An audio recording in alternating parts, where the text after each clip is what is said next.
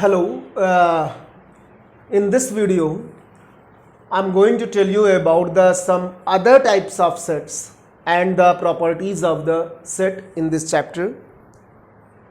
This is especially for class 11 and onwards. First is the power set. What is the power set? इसके पहले की video में मैं operation on the sets till proper subset बता चुके हैं, जिसमें intersection, union, everything is there. तो यहाँ पे शुरुआत करते हैं हम पावर सेट से. What is the power set? एक एग्जांपल लिया है. If set A, any set that is 1, 2, the elements may be 2, may be 3, may be 4, जितने भी हो, सबसे पहले उसका हम सबसेट निकाल लें. और सबसेट हमारा मालूम ही है कि नल सेट हर एक सेट का सबसेट होता है. और फिर उसके बाद सिंगल इंडिविजुअल एलिमेंट्स ले लिया मिडिल ब्रैकेट में, और फिर पूरा 1, 2 ले लिया. तो इस तरह से इसको हम ए भी लिख सकते हैं, कैपिटल ए, क्योंकि because it is the capital A. तो ये 4 एलिमेंट्स आए हैं जिनको हम कहेंगे subset of A. Now power of set A, what is the meaning of this? Nothing to do, only you write these subsets in the middle bracket in the set form.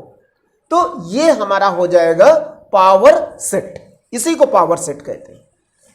यानी power set अगर कोई पूछे तो ये, अगर कितने number of मतलब कि इसमें कितने एलिमेंट्स हैं उस पावर सेट में, तो ये सब एलिमेंट है 1, 2, 3, 4, ये सब एलिमेंट्स.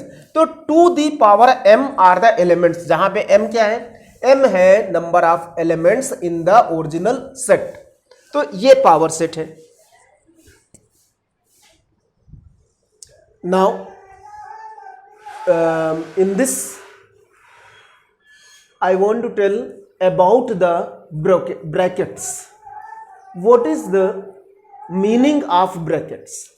यहाँ पे हम आपको दिखा रहे हैं कि यहाँ पे 5 ब्रैकेट्स है. इस तरह से इनको हम टाइप्स ऑफ ब्रैकेट्स कहते हैं. सबसे पहले ये सबको पता है कि this is the small bracket, this is the middle bracket या curly bracket, this is the big bracket, this is the combination of the small and the big brackets. But अभी तक जो आपने पढ़ा क्लास 10th तक की, उसमें क्या होता था कि इसकी मीनिंग है -14, इसकी भी मीनिंग -14, इसकी भी मीनिंग -14, इसकी भी मीनिंग, सबकी मीनिंग मतलब जो नंबर्स हैं वही है. लेकिन अब जब हम रियल वैल्यूड फंक्शन पढ़ते हैं या रियल नंबर लाइन पढ़ते हैं, तो उस केस में इसकी मीनिंग चेंज हो जाती है, ब्रैकेट की मीनिंग चेंज हो जाती है. सबसे पहले ये जो स्मॉल ब्रैकेट या ओपन ब्रैकेट भी कहते हैं इसको, इसकी मीनिंग है कि जैसे कोई 2 नंबर लिखे हुए हैं सेपरेटेड बाय कॉमा, जैसे यहाँ -1, 4 लिखा हुआ है, तो इसका ये मतलब है कि ये एक रियल नंबर है, ये बिलोंग्स टू रियल नंबर. तो -1 से 4 के बीच में जितने भी नंबर्स हैं रियल, वो सारे लेंगे. You will not say that the only 0, 1, 2, 3, ये से नहीं कहेंगे, क्योंकि हर 2 नंबर के बीच में इनफाइनाइट रियल नंबर्स होते हैं. इसके लिए तुम्हें क्या करना है कि -1 से 4 के बीच इनफाइनाइट रियल नंबर्स होते हैं. अब उसको हम रिप्रेजेंट कैसे करेंगे नंबर लाइन पे? तो ये जो ओपन ब्रैकेट है, ओपन ब्रैकेट का मतलब होता है कि जो नंबर लिखे गए हैं उनको नहीं लेना है. You will not include these 2 numbers, इनको इंक्लूड नहीं करता है. जैसे क्लास 10 में बताया गया था, एक चैप्टर है इन इक्वेशन, उसमें बताया गया था कि हम डार्क सर्कल, मतलब जब नंबर लाइन ड्रा करते हैं तो डार्क सर्कल, एम्प्टी सर्कल कब बनाते हैं. इसी तरह इसमें भी है. जब ये इंक्लूडेड नहीं है, यानी इक्वल साइन नहीं लगा हुआ है इसके साथ में, तो -1 पे यहां पे तुम्हें एम्प्टी सर्कल बनाना है. एम्प्टी सर्कल का मतलब है कि -1 इंक्लूडेड नहीं है. और कहां तक ले जाना है? 4 तक. तो यहां पे थिक लाइन खींचना है, इसको थिक करना है, इसको थिक करना है और 4 पे ले जाना है. 4 पे भी एम्प्टी सर्कल बनेगा. इसका यह मतलब हुआ कि सारे नंबर लेने हैं बिटवीन, डेसिमल भी आएगा उसमें, मतलब 2.1, 3.2, मतलब सब कुछ नंबर आएगा. इसलिए कहा जाता है कि इनफाइनाइट नंबर्स होंगे बिटवीन कोई भी 2 नंबर्स के बीच में, जैसे -1 से 4. लेकिन यहां -1 और 4 नहीं लेना है, एक्सक्लूडिंग -1 and 4. अब इस नंबर की बात आती है, इस ब्रैकेट की बात आती है, करली ब्रैकेट। करली ब्रैकेट स्पेशली यूज होता है सेट में, जैसे अभी पढ़ा है। तो ये उतने ही नंबर लेने हैं जितने नंबर इस करली ब्रैकेट में लिखे हुए हैं। जैसे -1 और 4 है तो -1 लेना है तुम्हें, मतलब इसको डार्क करना है, और 4 लेना है बस, और कुछ नहीं करना है, ना तो इसको लाइन खींचनी ना कहीं कुछ। ये इसका मतलब है सिर्फ और सिर्फ only there are 2 numbers, that is -1 and 4, the meaning of curly bracket. Now meaning of the big bracket. Big bracket का मतलब होता है कि जैसे ये 2 नंबर लिखे हुए हैं, इसका मतलब ये भी इंक्लूड है, इसमें नहीं इंक्लूड होता है लेकिन इसमें इंक्लूड होता है। -1 और 4 भी इंक्लूड है, यानी हम एम्प्टी सर्कल ना करके इसको हम डार्क सर्कल करें और पूरी लाइन खींचे, सारे नंबर हैं between -1 and 4, and this also you draw the dark circle eight 4 also. -1 पे भी डार्क करना है, 4 पे भी डार्क करना है, और पूरी लाइन थिक खींचनी है -1 से। इसका मतलब वो है कि -1 से 4 से लेके सारे नंबर लेने हैं इंक्लूडिंग -1 and 4।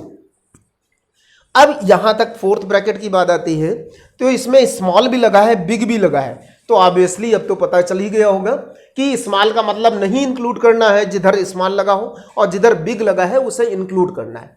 तो -1 पे तुम्हें क्या करना है, एम्प्टी सर्कल लगाना है, और यहां पे थिक लाइन खींचनी है, 4 तक ले जाना है, और 4 पे डार्क सर्कल लगाना है। इसका मतलब हुआ -1 नहीं इंक्लूडेड है लेकिन 4 इंक्लूडेड है, और बाकी सारे नंबर्स बिटवीन -1 से 4 लेने हैं। इसी तरह इसमें भी, इसमें उल्टा हो गया, -1 इंक्लूडेड है और 4 इंक्लूडेड नहीं है, और यहां पे थिक लाइन खींचेंगे, और 4 इंक्लूडेड नहीं है, जो यानी डार्क एम्प्टी सर्कल। तो इस तरह से हम ब्रैकेट्स के बारे में समझ सकते हैं, और ऑन द नंबर लाइन कैसे यूज किया जाएगा, क्योंकि इस कोर्स में कहीं पे तुम्हें यूज हो सकता है, आगे भी यूज है इसका ब्रैकेट्स का फॉर एवर। तो you have to do this.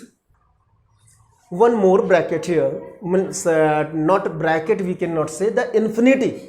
Infinity always you will write with the open bracket, whether it is in left hand side or in right hand side। मतलब अगर इसको ऐसे लिखना है, मान लो कि a इंक्लूडेड है और इन्फिनिटी कोई नंबर है, तो इन्फिनिटी कभी इंक्लूड नहीं होगा, यानी कि उसको हम रियल नंबर नहीं लेते हैं।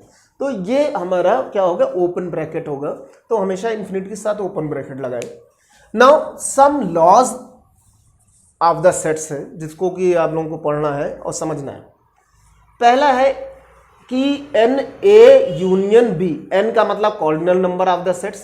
सबसे पहले हम a यूनियन b, अगर हम इसको ये इस तरह लिख दें, जिसको कि आपको पता है a + b minus a intersection b, ये अगर वेन डायग्राम से समझें तो भी समझ में आ जाएगा हमें। जैसे a है, ये पूरा सेट है, मान लीजिए ये पूरा सेट a है और ये पूरा b भी है, तो a यूनियन b ये पूरा सेट हो गया। लेकिन इसमें आप देख रहे हैं कि ये पार्ट हमारा 2 बार आ गया है, 2 टाइम्स, यानी इसके साथ भी आ गया है और इसके साथ भी आ गया। तो उसी को a + b करके एक बार इसको सब्ट्रैक्ट कर दो, तो a इंटरसेक्शन b हट जाता है, यानी फिर एक ही बार ये आता है, एक ही बार चाहिए भी, क्योंकि रिपीट नहीं होना है। इसी में हमने n लगा दिया है। n लगाने का मतलब ये हुआ है कि अब हम सेट नहीं ले रहे हैं कि मिडिल ब्रैकेट के अंदर, अब हम उनके एलिमेंट्स ले रहे हैं, कॉर्डिनल नंबर। तो कॉर्डिनल नंबर लेंगे, ये फॉर्मूला बन जाएगा। सेकेंड थिंग ये है कि हम कॉर्डिनल, जैसे कोई कॉम्प्लीमेंट ऑफ सेट निकालना है, जैसे मान लीजिए a का कॉम्प्लीमेंट निकालना है, तो a का कॉम्प्लीमेंट का मतलब हो गया कि हम सिर्फ और सिर्फ set b means other than a ले। अदर देन a यहां भी आ जाता है, ये हमारा अदर देन, और ये यहां से शुरुआत होगी इस तरीके से। तो यानी कि हम इसको अगर दूसरी तरीके से लिखना चाहें a कॉम्प्लीमेंट को, तो यानी कि यूनिवर्सल सेट से हम क्या करें, ये साइन यूनिवर्सल सेट का है, यूनिवर्सल सेट से सेट a को सब्ट्रैक्ट कर दें, तो वो कॉम्प्लीमेंट ऑफ सेट a आ जाएगा। इसी में हमने n लगा दिया, n जैसे कि कॉर्डिनल नंबर शो करेगा, यानी आपका नंबर आंसर डिजिट्स में आएगा। अब a इंटरसेक्शन b कॉम्प्लीमेंट क्या है? a इंटरसेक्शन b कॉम्प्लीमेंट का मतलब है कि हम अगर 2 सेट हैं इस तरह से हमारे पास में, और ए के साथ बी का इंटरसेक्शन, बी कॉम्प्लीमेंट का इंटरसेक्शन है, यानी बी कॉम्प्लीमेंट तो एज यूजुअल कि ये अगर ए है ये बी है तो हमारा बी हमारे यहां से शुरुआत होगी ऐसे होगी, ये बी कॉम्प्लीमेंट है और ए के साथ इसको इंटरसेक्शन करना है, तो ये पार्ट तो आ ही नहीं रहा है।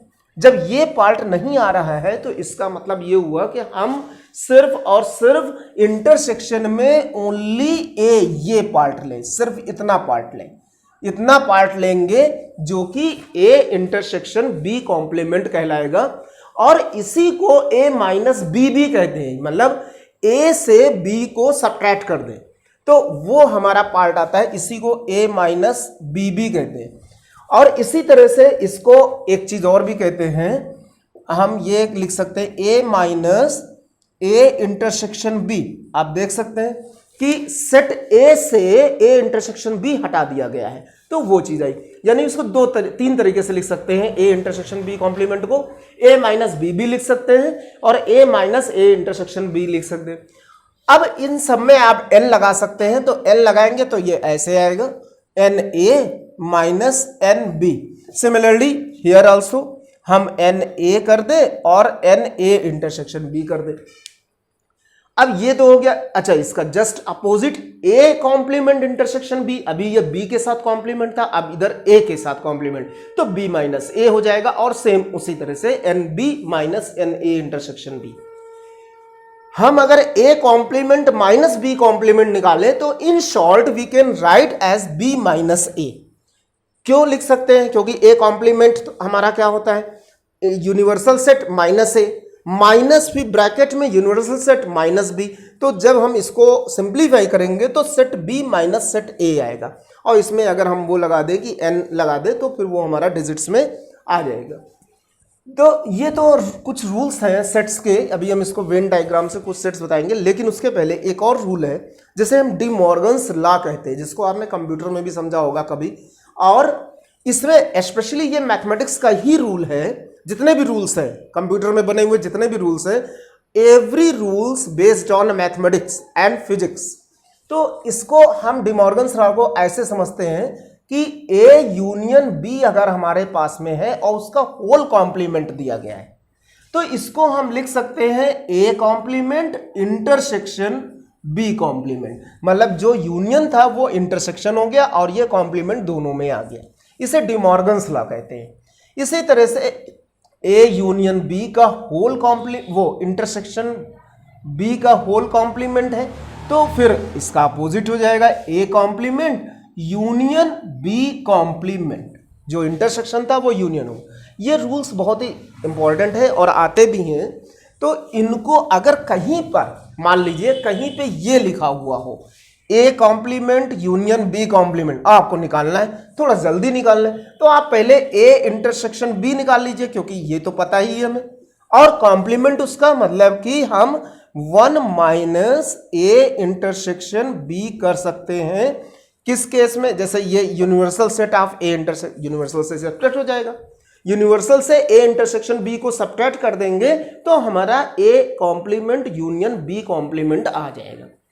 अगर इसमें एन लगाना है, मान लीजिए एन लिख रहा है तो कार्डिनल नंबर, तो कार्डिनल नंबर और इजी हो जाएगा, ये जैसे किया हमने, तो is equal to n universal set minus n A intersection B. इतना पार्ट ये निकालेंगे तो हमारा A complement union B complement आ जाए। तो इस तरीके से आप इसको इजी कर सकते हैं। और अगर ये चीज आ गई, इंटरसेक्शन वाला आ गया, तो हम ये लिखेंगे, फिर universal set minus this set करेंगे ए यूनियन बी, तो हमारे पास में ये आ जाए। तो समझना ये है कि हम कैसे किसी क्वेश्चन को इजी बनाते हैं, तो आपको यही देखना है। नेक्स्ट है कि एक्सटेंडेड फॉर्म है एक सेट्स का, यानी कि अगर मोर देन 2 सेट्स हो जाए, जैसे कि ए बी सी 3 सेट्स हो जाए, तो भी हम इसका फॉर्मूला बना सकते हैं। आप देख रहे हैं कि A union B union C are there 3 sets और हमको इसका फॉर्मूला बनाना है, तो एन ए ले लिया, एन बी ले लिया, एन सी लिया और माइनस कर दिया, तीनों के इंटरसेक्शन अलग अलग माइनस कर दिया और प्लस फिर the intersection of all the 3, इसमें 2 का इंटरसेक्शन है और यहाँ पे प्लस करके तीनों का इंटरसेक्शन ऐड कर दिया। तो होता कैसे है ये मैं आपको वेन डायग्राम से समझा रहा हूँ। सेट ए हमने पूरा ले लिया, यहां से यहां तक, ये आप देख सकते हैं, ये पूरा ले लिया, ये सर्कल ए का। अब इसमें ये भी आ गया, सेट ए के लिए आ गया ना, सेट ए के लिए आ गया, पूरा सेट ए के लिए आ गया, ये पार्ट भी आ गया हमारा, ठीक है। अब इसके बाद में सेट बी ले लिया हमने, सेट बी ये पूरा ले लिया, सेट बी में पूरा ले लिया, तो ये भी आया और ये भी आया। देखिए आप, मतलब पहले ये लिया तो ये आ चुका था, सेट बी में फिर से ये आ गया और साथ में ये भी आ गया तुम्हारा। इसके बाद में हम सेट सी लेंगे तो देखिए ए वाला भी आ गया, बी वाला भी आ गया, ठीक है। अब इसका मतलब ये हुआ कि ये जो है ये सेट्स, अब हमको क्या करना है कि ये 2 बार आ रहा है, ये भी 2 बार आ रहा है, ये भी 2 बार आ रहा है, तो हमें तो एक बार लेना है। तो पूरा सेट क्या करेंगे, एक बार सब्ट्रैक्ट कर देंगे, तो ये जब सब्ट्रैक्ट करेंगे तो ये भी हट जाएगा। इसी तरह से ये जब सब्ट्रैक्ट करेंगे तो ये भी हट जाएगा, ये जब सब्ट्रैक्ट करेंगे तो ये भी आ जाएगा। अब जब सब हट गए, लेकिन 2 टाइम्स था, तो ये तो एक बार तो है ही है साथ में हमारे पास में, एन ए के साथ में, एन बी के साथ में और एन सी के, ये लेकिन पूरी तरह से हट चुका है, तो इसीलिए इसको एक बार लास्ट में ऐड कर देते हैं। तो ये होता है कि हमारे पास में सेट के बारे में 3 सेट्स हैं, तो उनको हम लिख सकते हैं। अब मैं आपको कुछ चीज़ें वेन डायग्राम से कि कैसे उसको लेते हैं, वेन डायग्राम से रिप्रेजेंट कैसे करें।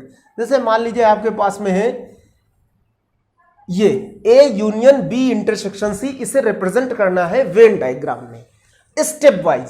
तो स्टेप वाइज करने के लिए सबसे पहले आप ब्रैकेट को सॉल्व करेंगे, उसके बाद फिर विदाउट ब्रैकेट जो होगा वो लेंगे। सबसे पहले बी इंटरसेक्शन सी, तो हमने एक डायग्राम बनाया जिसमें कि 2 सेट हैं, ए बी और 3 सेट्स हैं बी इंटरसेक्शन सी। आपको दिखाई पड़ रहा है कि बी इंटरसेक्शन सी में क्या लेंगे, यही पार्ट लेंगे, शेडेड पार्ट, इसको बना लिया। ये है बी इंटरसेक्शन सी। अब हम इसको ए के साथ यूनियन करेंगे, तो एक दूसरा फिगर बनाएंगे और ए के साथ यूनियन करेंगे। ये हमारा क्या हुआ, ए है, बी है, सी है। अब इसको अगर हम ए के साथ यूनियन करते हैं इस पार्ट को, तो ये देखिए कि ये वाला पार्ट तो है ही है यूनियन, और इसका मतलब ए और साथ में आएगा, तो ये तो ए तो पूरा आएगा ही आएगा, और साथ में इसका ये भी पार्ट आएगा, ये वाला पार्ट, तो ये ऑलरेडी हो गया, यानी कि ये और सेट कर दे, तो देखें कि ये पार्ट इसमें यूनियन हो चुका है। This is the A union B intersection C. एक और एग्जाम्पल लेते हैं, ये पहला एग्जाम्पल था, एक सेकेंड एग्जाम्पल लेते हैं जिसमें कि ए कॉम्प्लीमेंट ले लें हम, फिर intersection B complement union C ले लें, ऐसे कर लें, और इसको हम ब्रैकेट लगा दें मान लीजिए। अब इसको हमें सॉल्व करना है, तो कैसे सॉल्व करेंगे, तो सबसे पहले हम बी कॉम्प्लीमेंट निकालें, क्योंकि बी कॉम्प्लीमेंट जरूरी है निकालना। तो बी कॉम्प्लीमेंट कैसे निकालेंगे, हम वेन डायग्राम से ही निकालेंगे। जैसे ये है हमारे पास में, ये वेन डायग्राम ए है, बी है, सी है। बी कॉम्प्लीमेंट का मतलब हुआ कि बी को छोड़ के बाकी सब, तो ये पूरा ले लिया हमने, ये पूरा यूनिवर्सल भी आ जाएगा क्योंकि कॉम्प्लीमेंट में यूनिवर्सल आता है। ये आ गया हमारे पास में, ये बी कॉम्प्लीमेंट है। अब इसको सी के साथ में यूनियन करना है। आप देख सकते हैं कि सी के साथ में यूनियन यदि करते हैं तो ये चीज कुछ ऐसे आएगी, एक सेट ए, सेट बी और set C, A B C. B complement का मतलब कि हम सब कुछ छोड़ दे रहे हैं, सी का इतना पार्ट आ रहा और सी के साथ ही यूनियन करना, यानी पूरा सी ले लो। तो ये तो लेंगे ही, बी को छोड़ दे। अभी यहां पे जो बी कॉम्प्लीमेंट लिखा है, क्योंकि ये बड़ा है, इसको यूनियन तो करना ही करना है। सी को साथ में लेना है, तो ये पार्ट ले सकते हैं, इतना पार्ट, ये सी के साथ यूनियन हो गया, क्योंकि सी तो हमारा यहां तक पहुंच रहा है। This is the B complement union C. अभी हमको ए कॉम्प्लीमेंट भी निकालना पड़ेगा। तो जैसे हमने अब ए कॉम्प्लीमेंट निकाला, तो ये ए कॉम्प्लीमेंट में आप देख रहे हैं कि ए, बी और सी। तो ए कॉम्प्लीमेंट में ए को छोड़ दो, पूरा सेट ए छोड़ दिया, यूनिवर्सल ले लिया, ये सब पूरा ले लिया। इसके साथ इसको इंटरसेक्शन करना है, यानी कि A intersection B complement union C, ये निकालना है। तो इसमें हम कैसे दिखाएंगे, एक पार्ट मतलब कि ए बी सी, ये ए हो गया, बी हो गया, सी हो गया। दिस और दिस इंटरसेक्ट करना है, यानी सिर्फ कॉमन पार्ट लेना है। तो कॉमन पार्ट आपको दिखाई दे रहा है कि बी यूनियन सी में यूनिवर्सल सेट यानी बाहर का सेट तो है ही है, उसको तो तुम शेड ही कर दो। ये तो शेड ही कर देंगे क्योंकि ये कॉमन है, दोनों में कॉमन है, इसको शेड कर दिया। अब देखना है कि सेट ए और ये पार्ट में क्या चीज कॉमन हो रही। तो अब देख रहे हैं सी का इतना पोर्शन, ये पोर्शन और ये यहां से लेकर के, यानी कि दिस पार्ट, इतना पार्ट सिर्फ कॉमन हो रहा है, इतना पार्ट और नहीं आगे। ये पार्ट कॉमन हो रहा है। This is the A complement intersection B complement union C. Thank you.